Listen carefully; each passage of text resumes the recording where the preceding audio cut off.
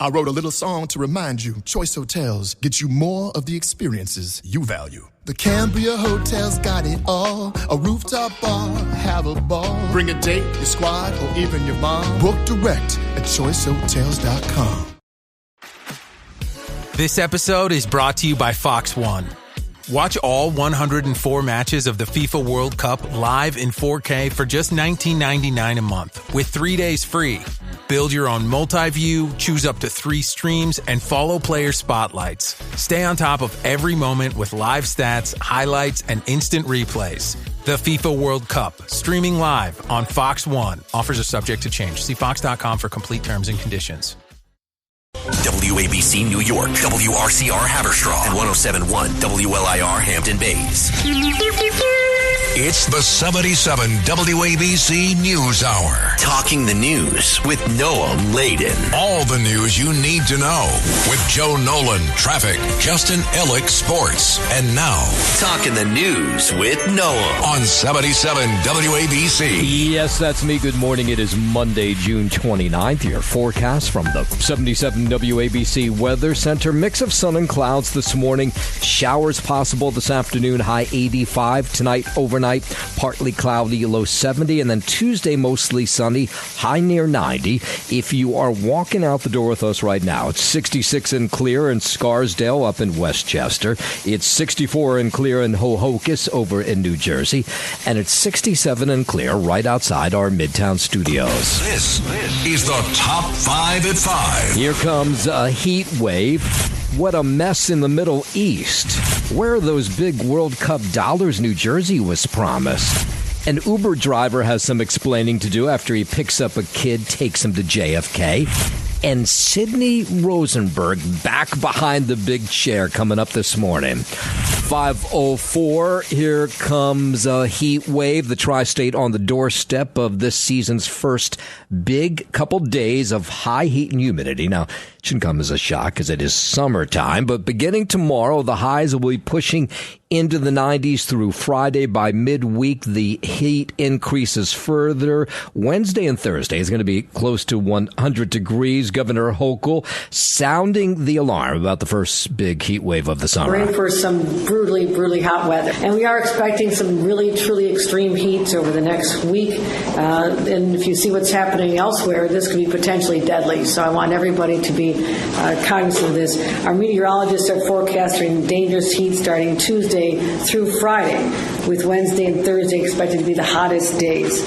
In many parts of our state, that'll exceed over 100 degrees. Yeah, so those cooling centers, no doubt, will be opened. If you can be near a swimming pool or the ocean, of course, that will help too. But Wednesday, Thursday, near 100 degrees. By Friday afternoon, we should be okay. The overnight temperatures are expected to be still elevated. Many New Yorkers will not have the opportunity to really cool down after sunset. Everybody knows to stay hydrated, but I'm a first-mom governor. I have to tell everybody that, stay hydrated, make sure your water bottles are with you, and check on your neighbors. I mean, just that knock on the door just to see if someone's okay can really prevent something rather tragic from happening. All right, so this really gets into high gear starting tomorrow. 5:05, 12 people injured last night when a woman on one of those three-wheel motorcycles, she plowed into a Brooklyn park. She struck people in her path. The woman was operating, it's called the Can-Am trike. This three-wheel motorcycle allegedly failed to navigate the roadway, crashed into Commodore Barry Park. It was about 7 o'clock last night. She's not a bad person. She's a good person. I'm telling you that. She's a good person. And then she turned and she hit everybody over here. Everybody that was sitting here went up in the air. Yeah, emergency responders rushed to this crash site near Flushing Avenue, Navy Street. They took 12 people, motorcycle driver, all to local hospitals. Very crowded, very crowded. It was towards the end of the event. A lot of people were lingering. They're still on the dance floor. That area, the stage area, was packed with people. Yeah, so this terrifying crash happened as a Pride celebration was taking place. There was a bunch of them across the city as well. There have been no arrests. An investigation into the crash was ongoing into last night, but what police are telling us this morning is that it looks like it was just a complete accident. It wasn't anything on purpose, that this woman may have just lost control of this three-wheel bike when she plowed into 12 people. 4 of them are in critical but stable condition. The rest are still in the hospital in stable condition this morning. So far, no charges have been filed. WABC News Time 5:08 NYPD looking for the gunman who shot a Bronx woman in the leg as she was taking out the garbage. Police say it happened on Briggs Avenue in the Fordham section at 9 o'clock in the morning. It's unclear why the gunman opened fire. Detectives are trying to figure out if the 63-year-old victim was the intended target or if the gunman was aiming for someone else. The woman was taken to the hospital and is expected to live. In New York, I'm Lisa Salvati. Mayor Mamdani taking to the news shows this weekend says Democratic Socialists can get elected anywhere across the nation. The mayor appearing on ABC's This Week after 3 congressional candidates he endorsed here in the city won their primaries last Tuesday. I think we are seeing a hunger that is not just felt by New Yorkers, but frankly by Americans from coast to coast for a new kind of politics. Now, the mayor that puts working people at the heart of it. The mayor was asked, would he campaign for candidates outside of New York? What we as a party have been able to say to New Yorkers who are struggling is simply to explain why they're struggling, not actually offer them a vision for how to make life better. And these candidates, Brad, Daria Lisa, Claire, they ran campaigns that spoke to working people. He touted Democratic socialism after those candidates he endorsed won their primary congressional election races. No doubt will win their Congress races in November because, Democrats usually win pretty easily here in the big city. WABC News Time 5:10, at least 4 are dead after flash flooding hit Kentucky over the weekend. 10 inches of rain fell in some places. The governor there, Andy Beshear, says 3 people were killed in Madison County, 1 in Jackson County. We've seen 6 to 7 inches of rain in some parts of our Commonwealth, which has created dangerous conditions, flash floods, and I need you to be careful. Yes, Beshear declared a state of emergency right away. Search rescue resources were deployed across the hardest hit parts of Kentucky over the weekend. This is a serious enough situation where I am now signing a state of emergency so that we can deploy even more resources across Kentucky. Then we've got 5 search and rescue teams that have been sent to the Madison County area because we know that their help is going to be needed. We have multiple high axle vehicles that are able to go through that flooded water and reach people. Yeah, amazing. I mean, 10 inches in a short period of time is a hell of a lot of rain. 5:11, let's go overseas. The U.S. has launched at least 10 attacks against multiple Iranian targets over the weekend. The latest airstrikes came after Iran hit both Kuwait and Bahrain. News Nation contributor Zach Schoenfeld is following the developments. U.S. Central Command says that it struck 10 Iranian military targets in this operation. Central Command in the statement saying that Iran was, quote, given a chance to honor the ceasefire agreement, but elected not to. Now, the president himself also chimed in on this operation last night on Truth Social. He said that these strikes specifically targeted Iranian missile and drone storage locations, as well as coastal radar sites. Now, the president also posting a warning on Truth Social over the weekend, saying it's possible Iran will never learn and the U.S. may be forced to militarily complete the job it started. Then you had the U.S. ambassador to the United Nations. He was out on the news shows over the weekend. Mike Waltz says the U.S. will militarily take down Iran's infrastructure if Tehran tries to control the Strait of Hormuz. The Iranian regime thinks for a second that President Trump is going to stand by while Iran continues to attack international shipping without a response, or our bases without a response. They're sadly mistaken. Now, Waltz said the discussions between the two nations, they're ongoing, these peace negotiations, that President Trump, he says, will always give diplomacy a chance first. Last few nights, where we'll continue to militarily, if needed, take down their infrastructure that they're trying to use to illegally control an international waterway. Senator Roger Marshall, he's a Republican from Kansas. He took to the news shows as well over the weekend, says the U.S. strikes against Iran as a part of what he calls a mop-up operation. He doesn't think it'll be a whole lot more. We have to press them. If they strike us, we have to strike them back by 10. We're making great progress. Yeah, and then, the Strait of Hormuz, the United Nations anyway, was starting to move some of these container ships out of that area that have been stuck there for a long time, seafarers in that area, cargo ships, and then, of course, that cargo ship from Singapore, a Singapore-flagged container ship, was hit by an Iranian missile over the weekend. Now, nobody was hurt. That was on Friday, actually. And then they stopped this operation to get ships that had been stuck there out of the area. Iran's foreign ministry firing back today, arguing that the strait is not for anyone to dictate and that the governance of the strait belongs to Iran and Oman, as Tehran claims is outlined in the interim deal. That's correspondent Alistair D'Souza, who was talking about that Singapore ship. Thankfully, nobody was hurt, but now it's sort of what's going on in the strait. It's not really clear. The senior advisor to the Supreme Leader posting on X saying that he is putting Gulf states on notice, warning that their very survival depends on how far Iran is willing to tolerate them. Okay, so here's the latest that we know. Iran's foreign minister says the responsibility of the Strait of Hormuz lies solely with Tehran and warns that any attempt to bypass its preferred route in the waterway will cause tension and escalation. Now, the U.S. and Iran apparently have agreed to halt these new attacks, meet in the Qatari capital of Doha on Tuesday, tomorrow, to resolve this latest dispute over the Strait of Hormuz. The Lebanese parliament, they say Beirut's framework agreement with Israel will not pass and will not be implemented, as it does not guarantee Lebanese rights. That's part of this negotiation as well.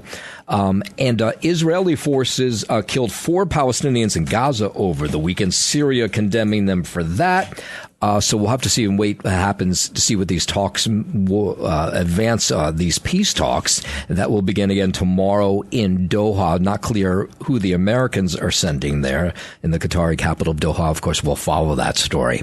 In a moment, we'll head from Iran over to Venezuela as they still are looking for people in the rubble after those twin earthquakes. We'll get to that story in just a moment. But first, 5:15, let's head over to the 77 WABC Sports Desk. Happy Monday. Good morning, Justin Ellick. Happy Monday. Good morning to you, Noam Laden. Start on the diamond out here in Boston. Yanks lost 5-4 to the Red Sox in extras, a finale of a 4-game set. Yankees getting swept over the weekend in Boston, losing their first place standing in the AL East, now a game behind Tampa Bay. Boston starter Sonny Gray took a no-hitter into the 8th against his former team before Ahmed Rosario singled with 1 out, but the Yankees scored twice in the 9th off all-star closer Aroldis Chapman to tie it 2-all, aided enormously by a brutal throwing error from 2-time Gold Glove right fielder Wilyer Abreu. New York scratched across 2 more runs in the 10th, but right-hander Fernando Cruz was unable to hold the lead after closer David Bednar had pitched the previous 2 innings. Up next for the Yankees, the lefty Ryan Weathers will get the start in tonight's opener of a 3-game series back at home against the visiting Detroit Tigers. First pitch from the Bronx is scheduled for 7:05 p.m. In Queens, Mets lost 5-4 in the finale rubber game of a 3-game series against the Phillies. Pinch hitter A.J. Ewing tied it 3-all with a 2-run homer for the Mets in the 6th inning, I should say. Fellow rookie Carson Bench, who had 2 RBI, drove in the go-ahead run on a fielder's choice later in the inning. Panier dropped 2 of 3 games in its first series under interim manager Andy Green, who took over. At this game yesterday, courtesy of Pete Morgan of Peerless Boilers, wonderful. America's Best Built Boilers. How about that? And the Mets had so many opportunities to win this thing. It was very frustrating. Yeah. And even more frustrating is everybody around me was a Phillies fan. Well, what are you going to do? I mean, listen, Phillies are playing good ball lately. I mean, you just go out, you beat the Mets over the weekend. That's not saying much. No. But they're putting up a big fight against the Braves in that NL East. They're only like 4 games back now. Yeah, exactly. So they're playing better baseball as of late. But yeah, I mean, as for the Mets, I mean, they just fired their manager. You bring in this Andy Green guy to be your interim manager. I think all signs were pointing to them not exactly being up and ready to play some, top-notch baseball this weekend. No. I mean, oftentimes you do see a manager, get fired and then might light a fire underneath the roster for, a few days, a week's time, but it did not this weekend. No Mladen. That Citi Field last night. Yeah, and of course, Carlos Mendoza getting fired on Friday. Last place Mets, who have lost 8 of 9, went 2 for 16 with runners in scoring position and stranded 14 overall. They left the bases loaded in the 5th and the 8th. Up next for the Mets, the lefty Sean Manaea will get the start tonight in Toronto for the opener of a 3-game series against the Blue Jays. First pitch there scheduled for 7:07 p.m. And we're looking ahead to Wednesday night as well, 8 p.m. from Levi's Stadium in Santa Clara, California. United States round of 32 action in the World Cup, taking on Bosnia come Wednesday night. That is your sports, and I'm Justin Ellick on 77 WABC. WABC News Time 5:20. At least 1,400 dead, more than 3,200 injured following those devastating twin earthquakes that struck northern Venezuela last week. That death toll continues to climb. They're still searching for bodies in the rubble, though there's not much hope those people will be alive now, almost a week after those earthquakes. Help for the earthquake-ravaged Venezuela facing some hiccups as well, while disaster supplies are being collected big time all across the United States, places like southern Florida, in New Jersey, where there's a big Venezuelan population. They're saying some of it is hard to get through because they're just not ready to take on the supplies in Venezuela. Logistically, a container cannot be sent directly from Port Everglades to Venezuelan borders. Instead, we have to go through the channels, making sure that the aid is given to the right hands and also with the blessing of the existing structure. Yes, at Florida International University, Dr. Dulce Suarez there says U.S. embargoes are causing some delays getting water, non-perishable food, household items to people who need it. We saw a large number of containers being sent and then being stuck in the port because there was not enough a structure to manage those containers. You have water that's sitting there that needs to be in the hands of the children and the families, and those are the victims, and they don't get there. The White House says it's working hard to make sure that those supplies get to the people who need them. 5:21, House Speaker Mike Johnson says he's sending the bipartisan housing bill to President Trump today. Made the comment during an appearance on Fox Sunday Morning Futures after the president canceled that planned signing of the bill last week. Passed by both chambers. I'm sending it to him on Monday, and it will become law. And I certainly want him to take the biggest, boldest marker that he has and do that big Trump signature proudly on that legislation. The bill, meant to cut away some of the red tape, make it easier to build homes, sailed through both the House and the Senate. Was set to be signed by the president last week before the ceremony was canceled. In a post on True Social last week, the president said he wouldn't sign the bill until the Save America Act is passed. The voting bill would require ID in order to vote, but Speaker Johnson says he thinks he can get this bill signed today. 5:22, let's go out to California, where the father of the man accused of starting a fire that erupted into that massive Palisades fire says his son is innocent. That's after a mistrial was declared on Friday. They had no direct evidence, as you've seen, because they couldn't convince anybody in the jury.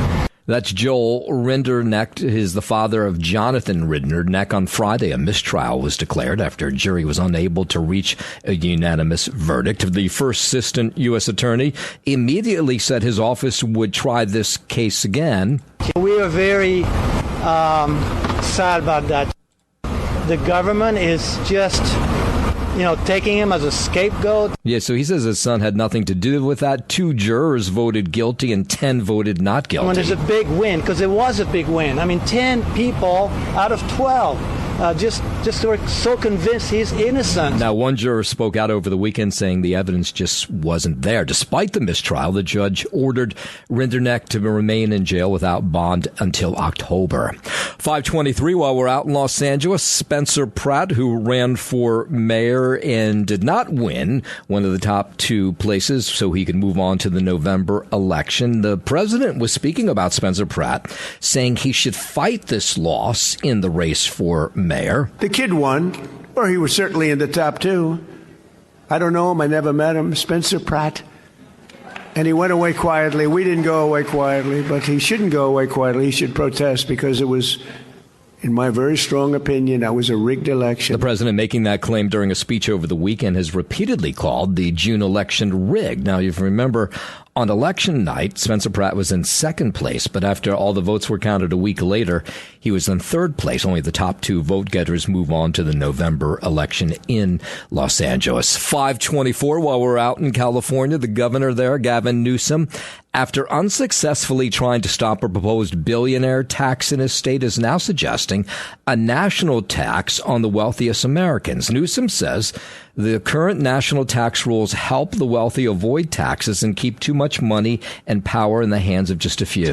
10% of people in this country own 2/3 of the wealth. A 30-year-old, for the first time in American history, is not doing better than his or her parents. Newsom calls that a 5-alarm fire. He's against the California-only billionaires tax that's made it onto the November ballot. The proposal would levy a 5% tax on people living in California with a net worth of over $1 billion. He argues it will degrade California's tax base, with billionaires potentially leaving the state. Well, some already have. A true minimum tax on billionaires that, well, ensures the people at the very top pay at least the tax rate their own workers pay. Now, the national tax that he's proposing, he says those taxes raised would help fund health care, food assistance, and schools. In the race for Senate in Texas, Republicans have started pounding on past statements made by Democrat James Tallarico. Experts say there is a rush now on the part of Republicans to define who this political newcomer is. His track record shows that he is ultimate extremist leftist. GOP consultant James Dickey says there is a disconnect between Tallarico says now what he says now and what he did in the past. He claims to support the oil and gas industry, but in the past he's cozied up to climate activists. Reality is every policy he has taken has been utterly extreme. Is trying to pretend that he stands somewhere nowhere near where he actually stands. Texas Congresswoman Jasmine Crockett was not picked as the Senate nominee, is not going to campaign for James Tallarico, and that's leading to questions about whether black voters will come out in November. The fear for Tallarico isn't so much that black voters vote for Ken Paxton, it's that they don't turn out in large numbers. That's Rice political analyst Mark Jones. His black voting bloc is reliably about 15% of all the ballots cast in Texas, and if that drops to single digits, Tallarico's in trouble. He can't win there. Without question, black voter support is indispensable for James Tallarico. Without getting comparable support to what Democrats have received in the past, he doesn't have much chance of defeating Ken Paxton. Yeah, so the latest polling shows that Tallarico and Republican Ken Paxton neck and neck in the race for Senate in Texas. In a moment, remember on Friday we told you how they were looking for a missing giraffe for 2 weeks? Well, they found the giraffe, and we'll tell you where that giraffe was hiding. We'll get into that story in just a moment. 5:30, the giraffe that triggered a massive search in Texas after wandering away from her home in the Texas Hill Country has been found. The Real County Sheriff says it was a helicopter crew that found her grazing on a neighboring ranch. They were flying this morning and located her, and then they were able to get photographs that that's her. So apparently she was hungry. They don't know how she got out of her enclosure, but they say she was fat and happy after the adventure, because normally she's on a strict diet, but she was eating anything she could. After a tranquilizer, probably, because you don't want to handle a giraffe in the middle of a field without it being sedated. He's putting his team together so that we can go in there and immobilize her and get her loaded and get her out of there. Yeah, so the giraffe's owner still doesn't know how she got out. Now, the reason partially she was missing for so long is the Texas Hill Country is kind of deserted. There's not a lot of people there, so there wasn't a lot of people apparently looking for her.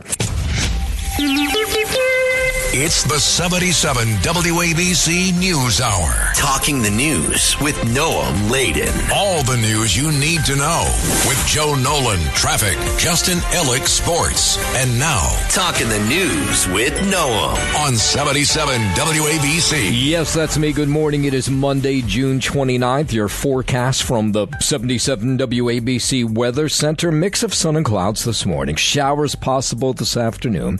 High 85. And then tonight, tonight and overnight, partly cloudy, low 70, and then that heat wave likely gets underway tomorrow. Sunshine, the high going to be close to 90. If you're walking out the door with us right now, so happy you are, 66 and clear in Scarsdale up in Westchester. It's 64 and clear in Hohokus over in New Jersey, and it's 67 and clear right outside our Midtown studios. WABC News Time 5:41. Let's go up to Baychester in the Bronx, where they had a bull riding event yesterday, and the bull apparently won this rodeo. The bull bucked so hard that a man in his 30s was slammed to the ground at the show on Bruner Avenue, and then the bull viciously attacked this man, causing cuts to his face. The bullhorn had penetrated his cheek and stuff like that.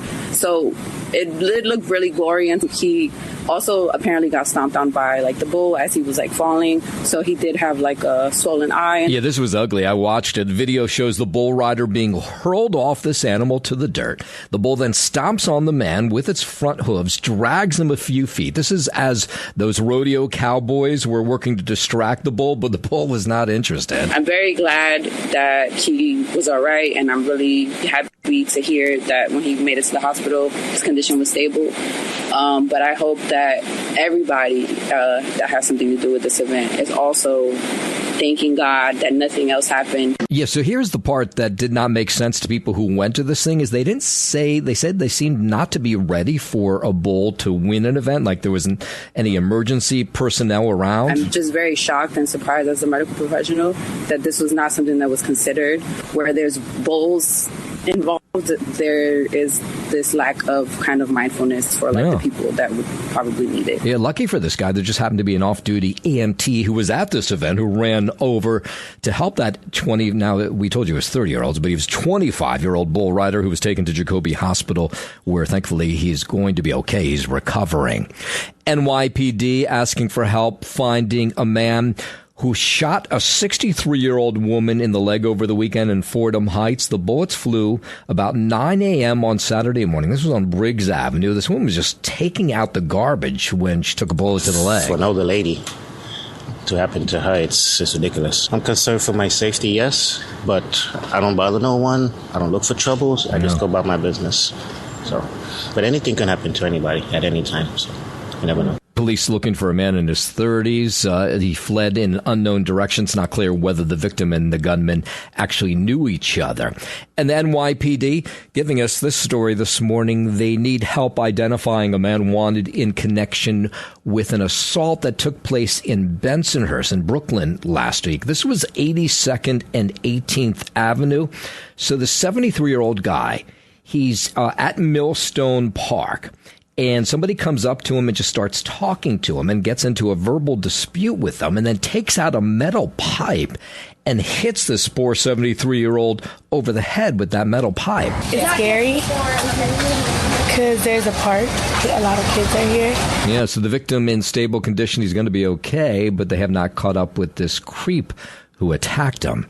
Out to Long Island at 5:44, it was some pretty scary moments for a Valley Stream family when their 11-year-old son with autism made it all the way to JFK Airport early yesterday morning. So the Ring video outside this family's home shows Jamel Johnson getting into an Uber. This is about 5:55 in the morning. He has a suitcase with him. Again, he's 11 years old. This Uber driver pulls over, lets him into the car, and they drive off. Now, the parents were sleeping, and they didn't realize that their 11-year-old son had even left the house until they woke up and saw that he wasn't there. It was a feeling I wouldn't want any other mother, father, parent, brother, sister, aunt, uncle to ever experience. I didn't know what was happening. I didn't know where my son was. At that point, we're literally in frantic mode at that point. Of course, you'd be totally freaked out. So they call their son's phone, and thankfully on the other end is a Port Authority police officer who found the 11-year-old. He was waiting in line to take a flight, in a TSA line, to take a flight to Japan, but of course he didn't have a ticket. And they had found him because he was trying to get on he was on the TSA line. I wanted to go to Fukuoka, Japan. Yeah, so thank God he's okay. But the parents want to know, wait, Uber driver picks up an 11-year-old, and he doesn't ask any questions. I mean, you could see he's a little kid. He looks like a child. Why would you let him get in your car and pull off? Uber itself needs to be more mindful of not just allowing anyone to get into their vehicles. Yeah, sometimes you got to ask some questions. Uber has a strict no minors policy, but in this case, this driver drove him to JFK. Just let him off. Thank God he is okay. In a moment, we'll head out to Rutherford and the surrounding towns around MetLife Stadium, where they were promised a World Cup boom, but they just haven't seen it. We'll get to that in just a moment. But first, 5:45, let's head over to the 77 WABC Sports Desk, and here's Justin Ellick. Thank you, Noam Layden. Sports sponsored by Pete Morgan and Peerless Boilers. Go to peerlessboilers.com to find a deal under you.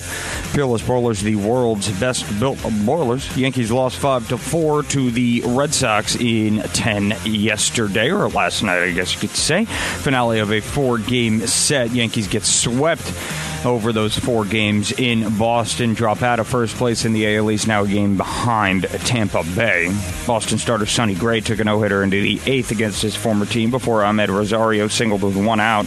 The Yankees scored twice in the 9th off All-Star closer Aroldis Chapman to tie it 2-2, aided enormously by a brutal throwing error from right fielder Willier Abreu.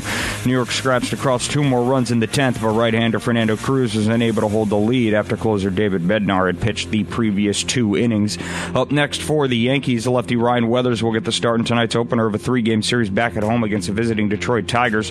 First pitch from the Bronx is scheduled for 7:05 p.m. In Queens, the Mets lost 5-4 in the finale rubber game of a 3-game series against the Phillies. Pinch hitter A.J. Ewing tied at 3-0 with a 2-run homer for the Mets in the 6th. Fellow rookie Carson Bench, who had 2 RBI, drove in the go-ahead run on a fielder's choice later in the inning. But New York dropped 2 of 3 games in its first series under interim manager Andy Green, who took over when Carlos Mendoza was fired on Friday.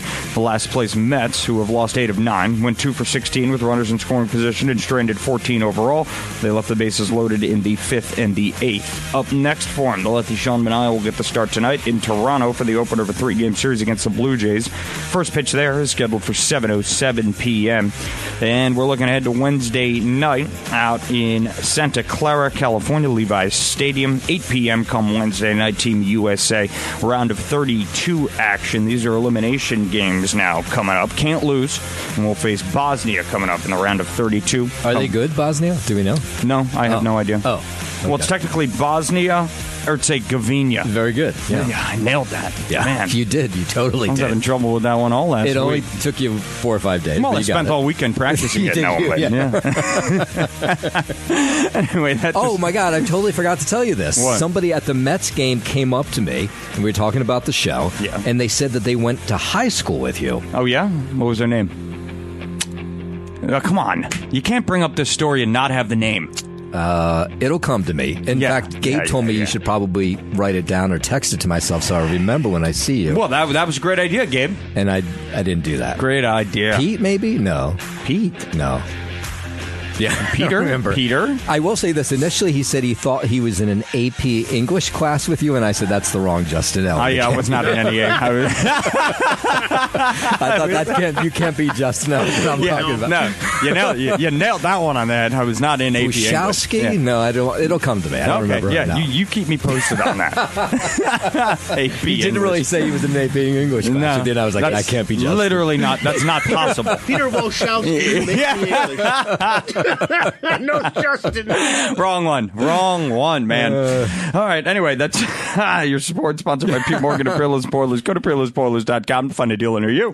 Peerless Boilers, the world's best built boilers. I'm Justin Ellick, 77 WABC. WABC News Time 5:51. World Cup was supposed to bring big dollars to New Jersey, but many businesses around MetLife Stadium say the opposite is happening because people were worried about driving anywhere near MetLife Stadium during those soccer matches where they'll get stuck in terrible traffic. But the opposite's apparently true. Once those games get underway, you can breeze through some of those highways around MetLife, 317, But it doesn't matter. People don't buy it. So places like Steve's Sizzling Steaks in Karlstadt, which has been there forever, it's about 5 minutes away from the stadium.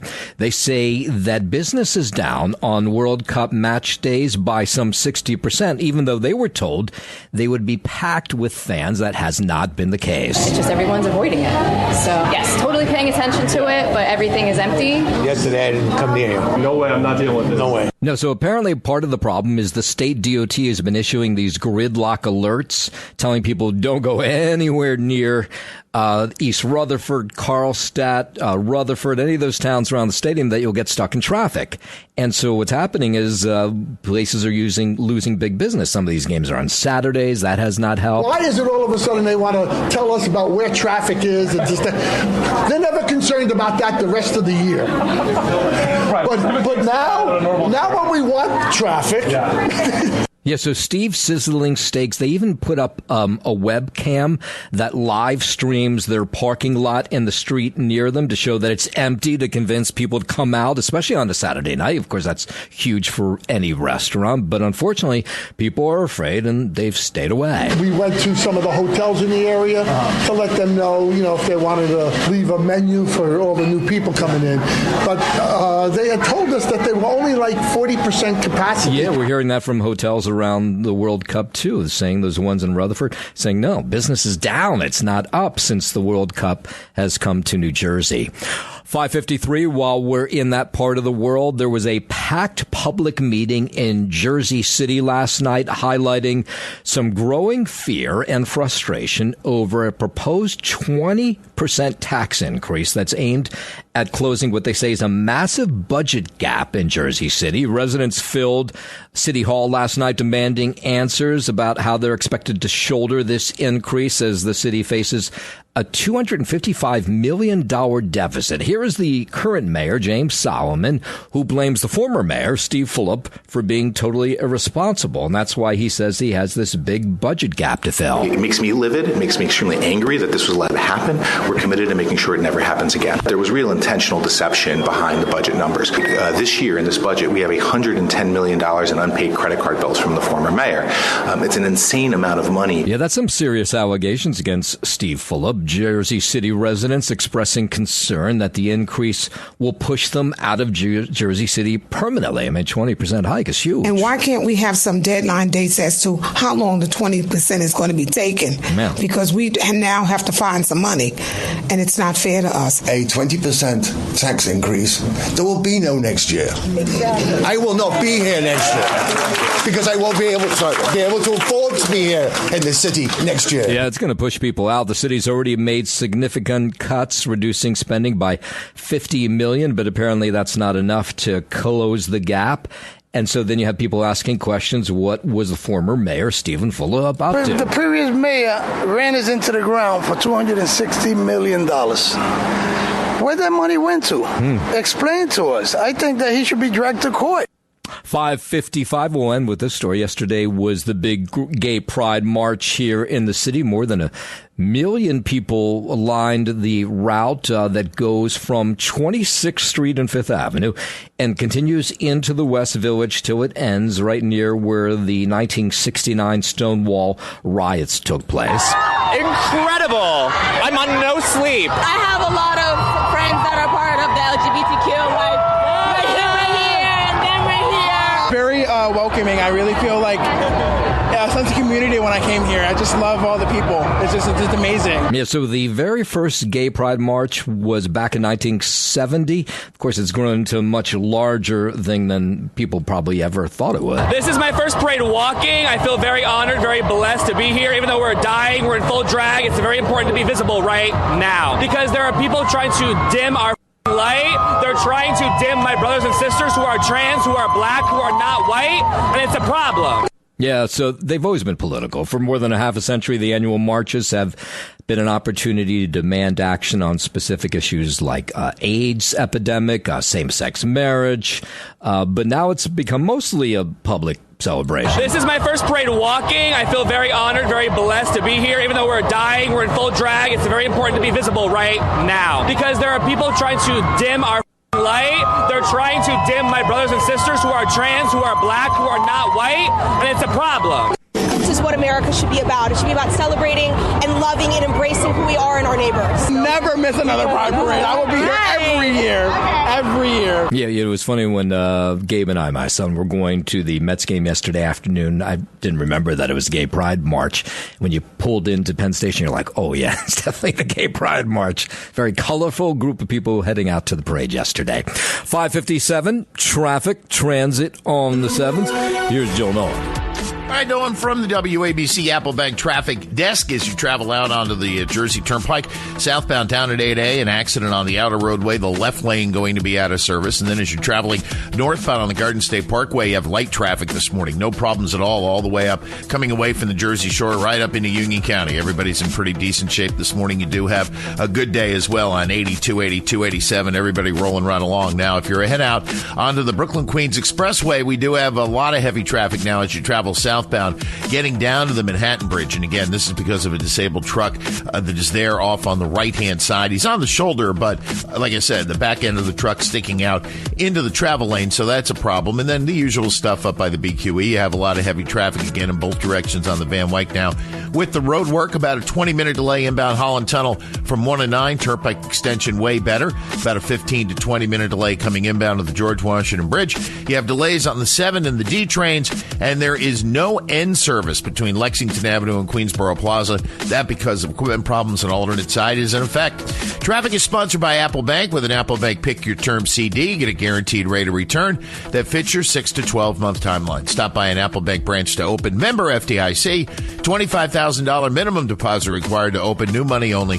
Early withdrawal penalty may apply. I'm Joe Nolan with traffic on Talk Radio 77 WABC. Let's find out now what's happening on the Monday edition of Sid and Friends in the Morning from Justin Alec. Thank you, Noam Layden. Fresh week here, and at this point, what's going to be a fresh voice back on the morning show. Sid Rosenberg back from his week in Israel, a land of milk and honey, the Jewish homeland. He's back here in New York City, back in the big chair, and we're ready to go here with the big guy back home. Joe Beningo, he'll be with us here in the 6 a.m. hour.